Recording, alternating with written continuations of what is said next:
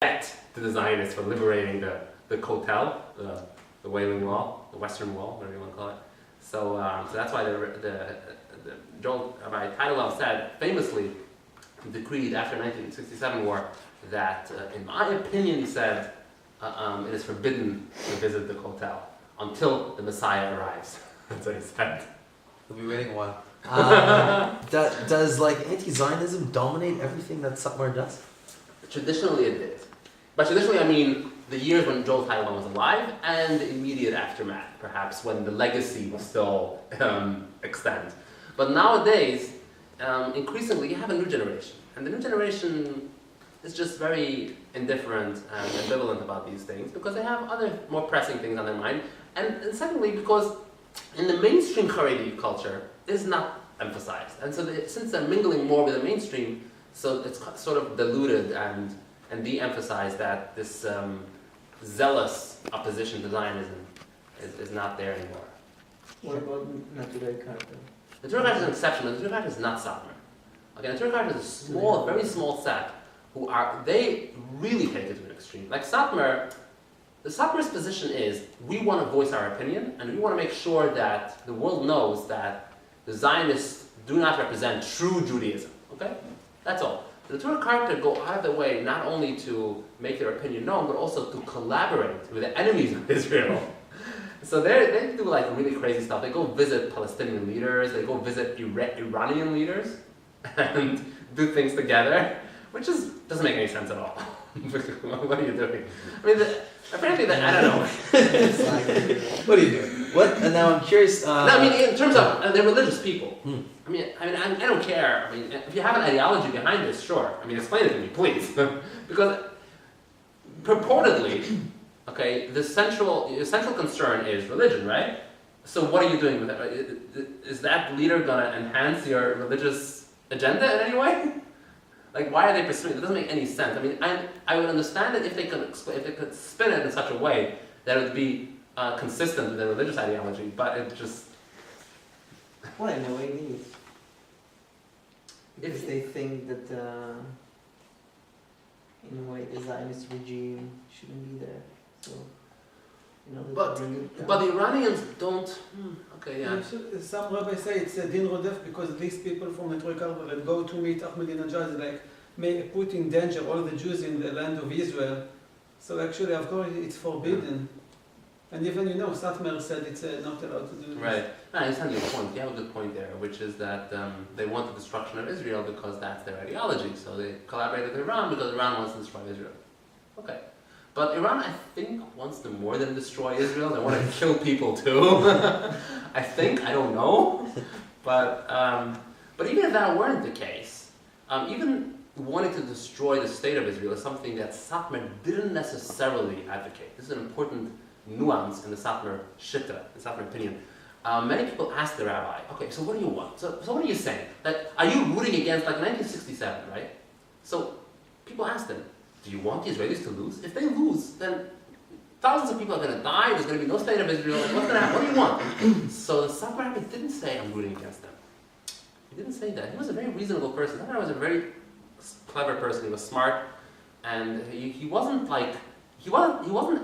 as radical as people think he was. Like, he knew what he was doing. And he was doing it because he really genuinely believed in his agenda, unlike later generations or other people who just do things in order for propaganda and to bolster their ranks. Right? He did it in spite the fact that he anticipated people drifting away from Satmar because of the stigma attached to being vehemently anti-Zionist, which was certainly the case in the 1960s. They wouldn't go to the extent of not even going to Israel. No, that's correct. No, Satmarists are not against. They're against relocating to Israel. If you're moving to Israel, you shouldn't be doing that because there are a lot of Satmar there. They were presumably there before the state was founded, or they married into Israel. If you marry into a family in Israel, then that's acceptable. But if you're moving there because of exactly, Aliyah is unacceptable there. Especially if you're thinking that you're kind of mitzvah of Yeshiva Arts. If you're doing it because one of the famous opinions of Satmar is that the mitzvah is a commandment. The commandment that it says in the Bible that you're supposed to possess the land no longer is applicable. It's not applicable nowadays. That's one of the major like opinions, like judicial opinions of Satmar. So what's their idea that the Messiah is gonna come and just Yes. bring everyone out? Correct. You have to wait for the Messiah for that. Right now, that's not applicable. Yishuv, it's called Yishuv Ha'aretz, occupying or possessing or residing in the land. Quick question, and then I'd love to get back to Yiddish. But I'm really curious about the job situation in many of these Haredi sects, because you see it in Israel, but you also see it in North America and other places. So, like you said, they don't have a lot of skills, so they're not really great as far as like the modern job market. Mm-hmm.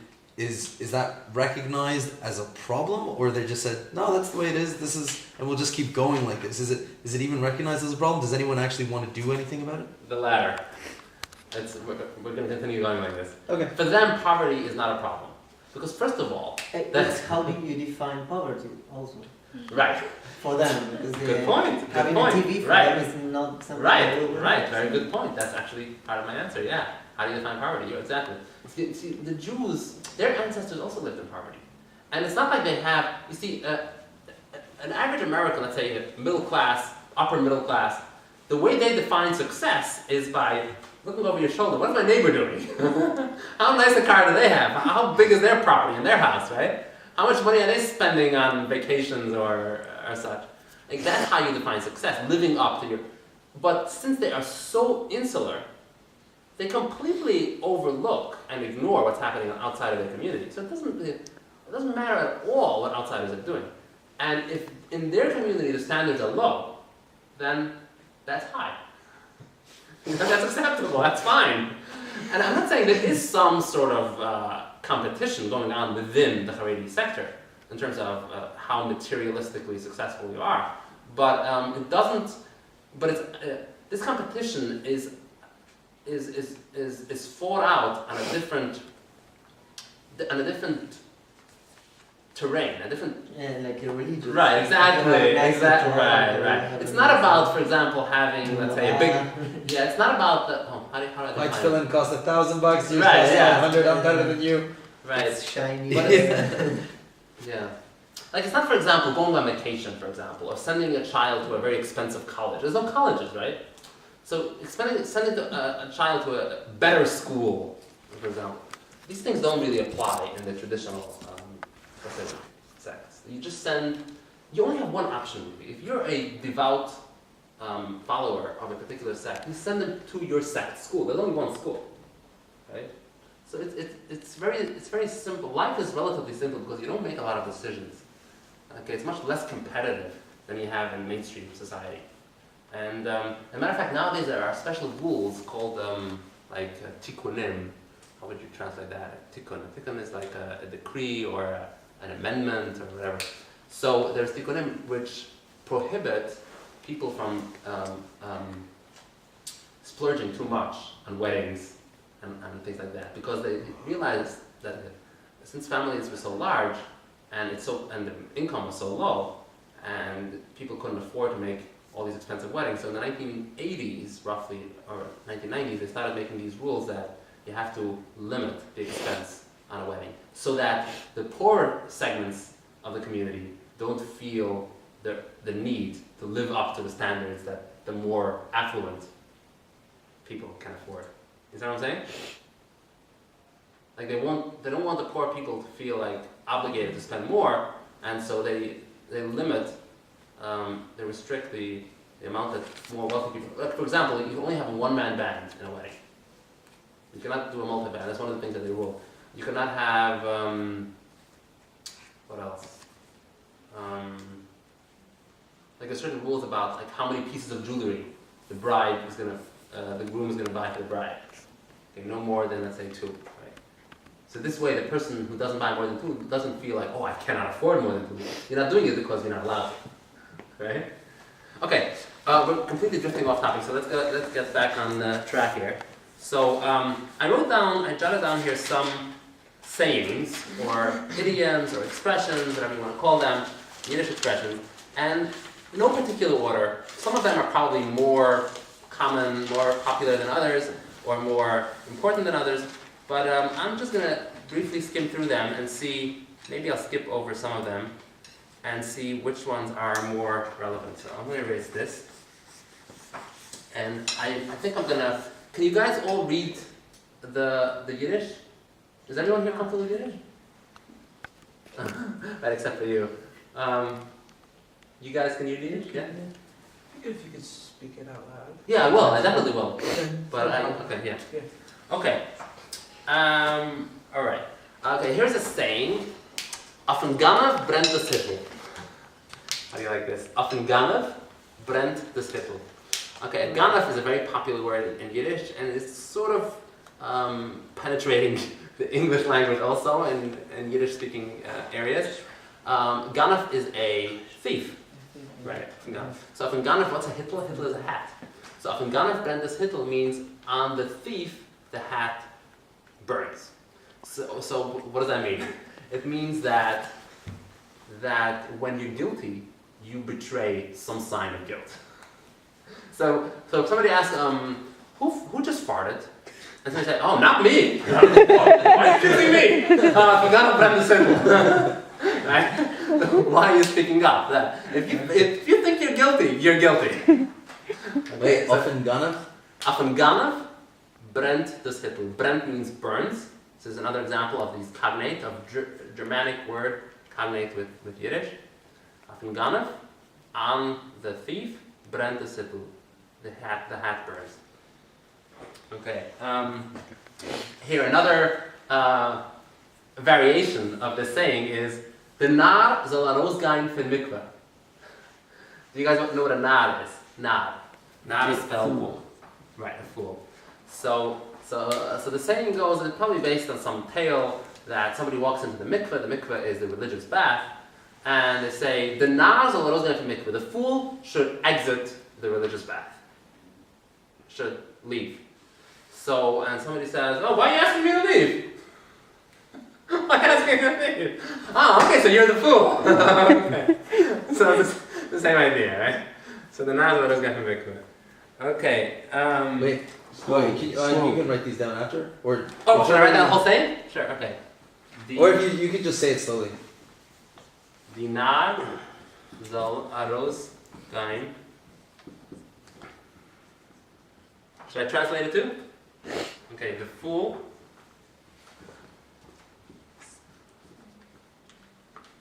should exit or leave the religious bathhouse. Dinar soll. Kelly, you can zoom in. You know how to zoom? No. You know that lever that you have on top? This? Yeah. Which one? I think it's this lever, like this. Yeah, Oh, to the right. And then when you're done, you can zoom out. okay. No, or Actually, I'm not sure if it's D or der. It's probably der. Der nar. See? They never taught us grammar, so I don't know. Der nar soll rausgehen von mikveh. You see, notice that at mikveh I spelled the vav with, this is two letters, because it's a consonant here.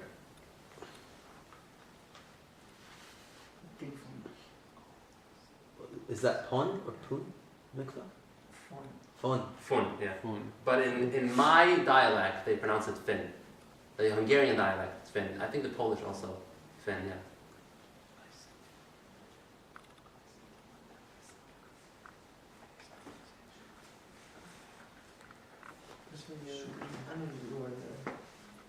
Okay.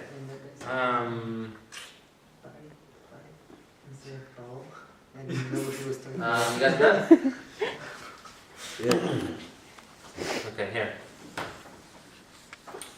Here's another one. Ze hypt zich niet doen en ze laat zich niet aus. Anyone want to take a stab at this? Ik zoek dat ze hypt zich niet doen en ze laat zich niet aus. I think he does. I don't know. yeah. It sounds German. But I can't Die understand. letzte Chazif viel stissen, die weiß nicht, wie der redt. Ze hypt sich nicht doen en ze laat zich niet aus. Okay, it doesn't begin and it doesn't end. Now what does it mean? I'm saying you're talking such nonsense, such piffle. It doesn't begin and doesn't end. Okay, not only does it not end, but it never even begins. Okay, that's the idea here. Okay, so you say so is like a contraction for s. Us. It. S. It. So hypt sich nicht in so lot. You can say lost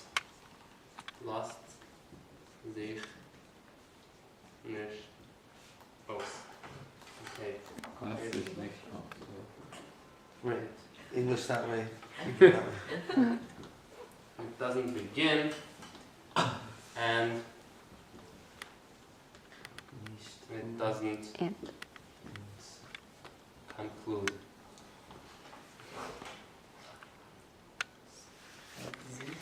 What is it? Zeh, nish. Lost sich nicht aus. Lost sich aus is sort of like a phrasal verb, sort of. You can Wait, say that's lach? lost. Oh, It's lost. pronounced. The zayin is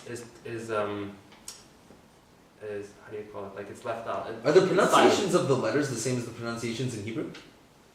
Yes, Okay. but the zayin here is silent. You don't usually pronounce it. Zayin is elided. Lot sich nicht aus. Lot sich aus is a saying, is a phrasal verb. It means that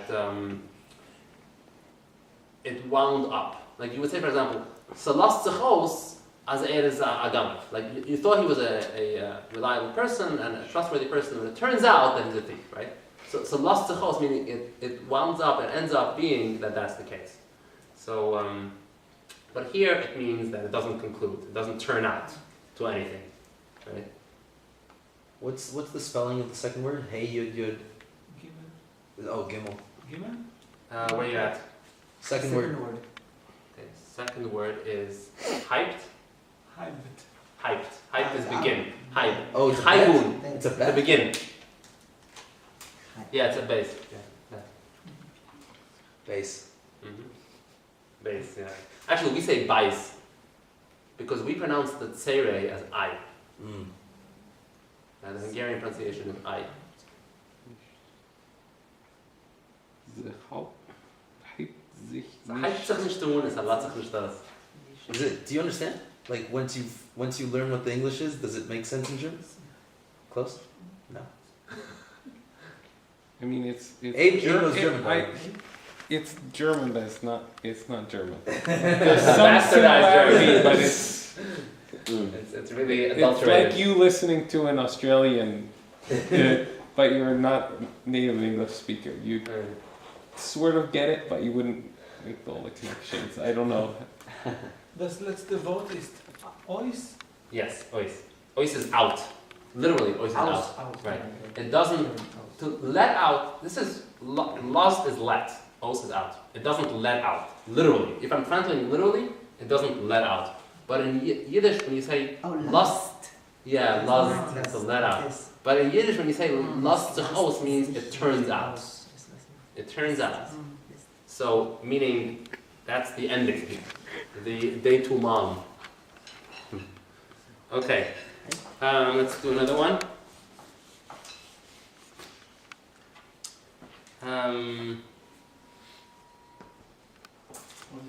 Okay, here. This is a question.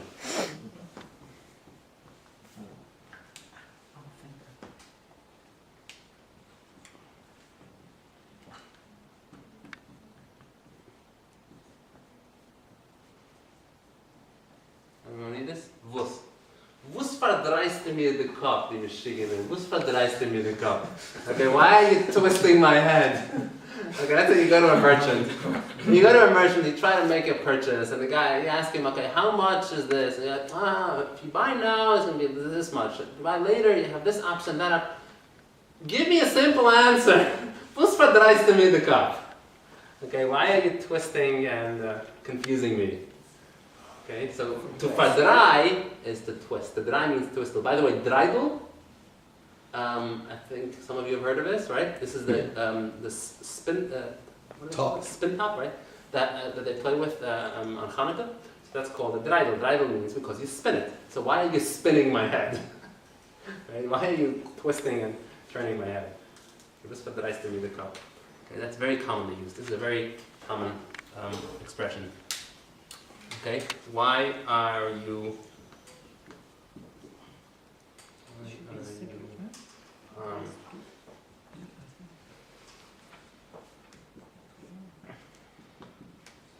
Hey Jay, twisting.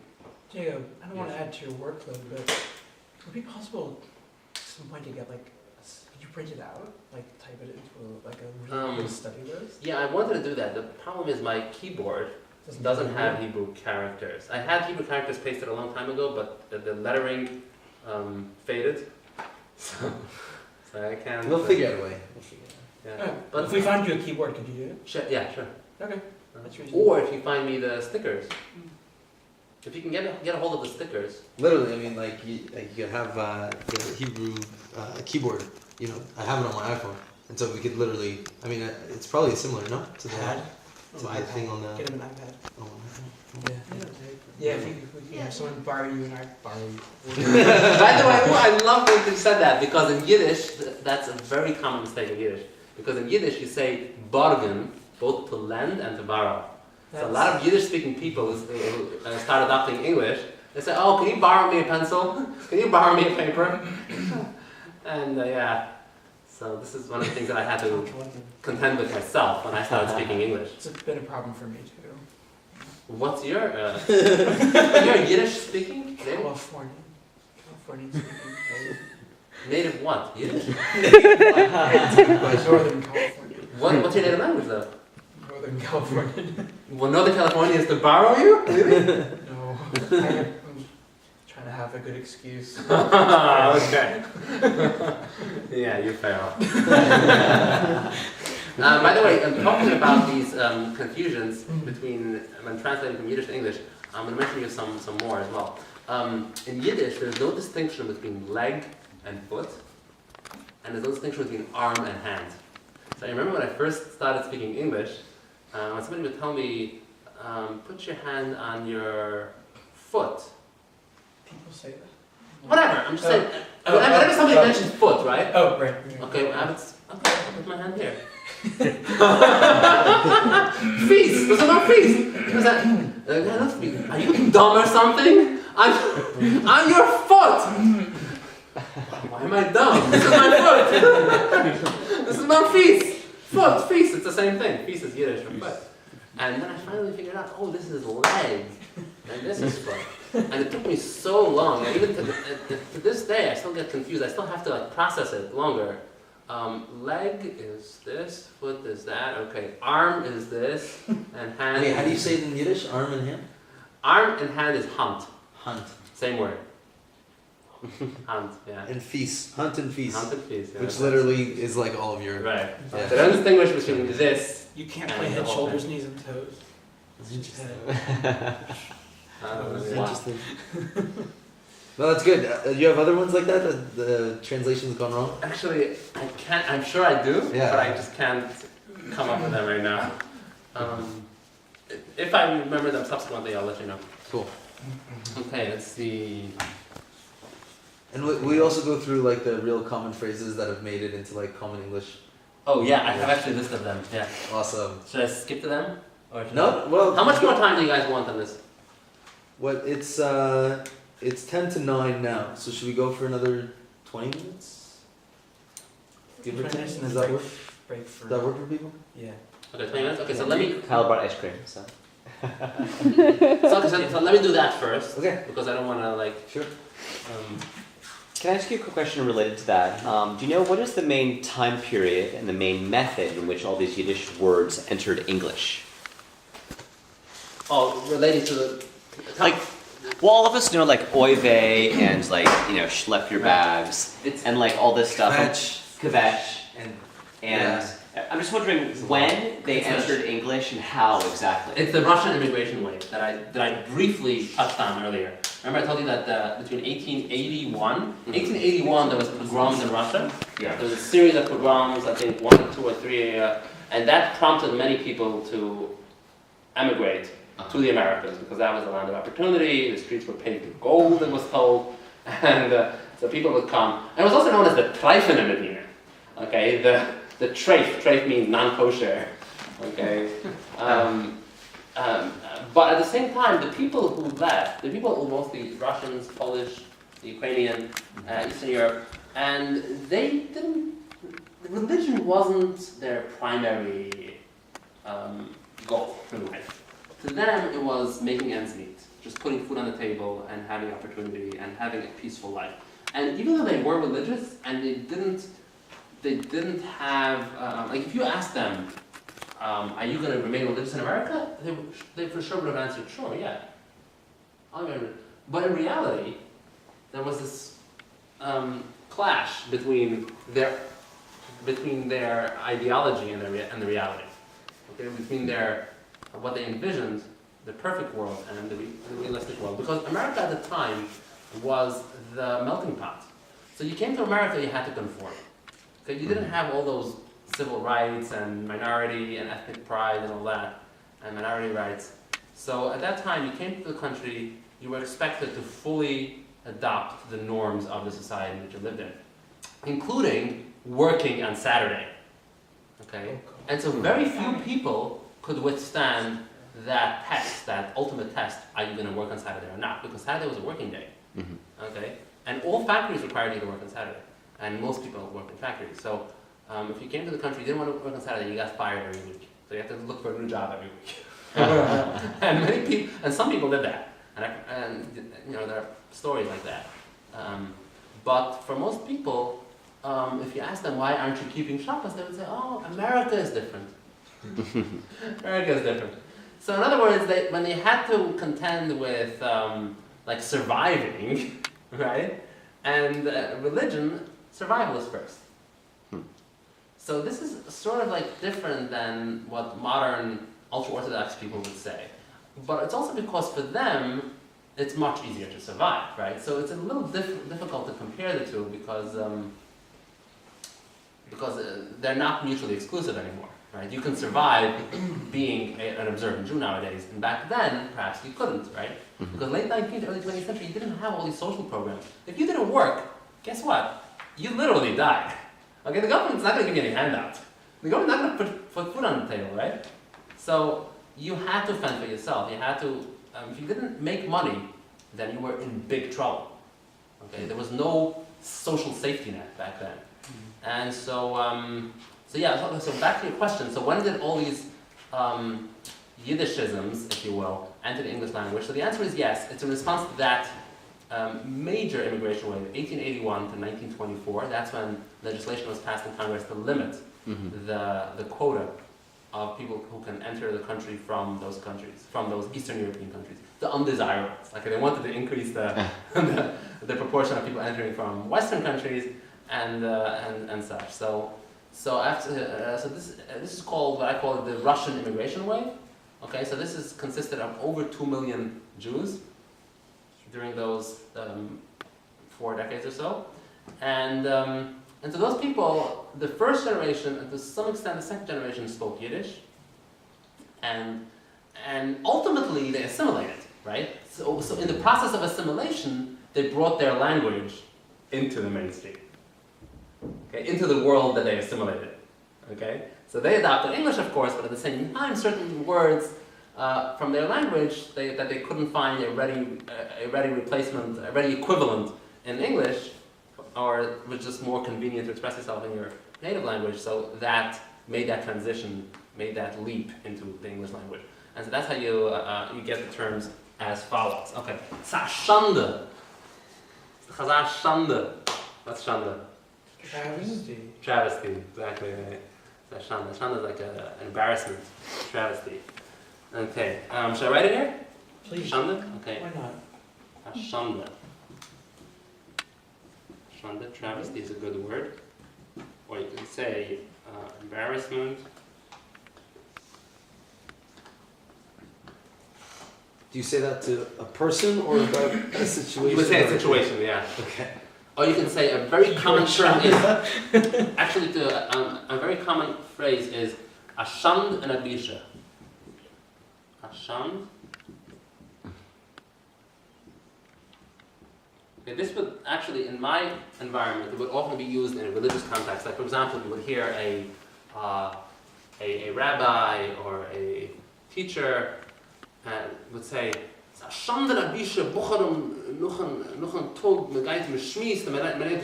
okay, you go and you chat about trivial things and you don't study the Talmud. Okay, so just giving like a wild example, but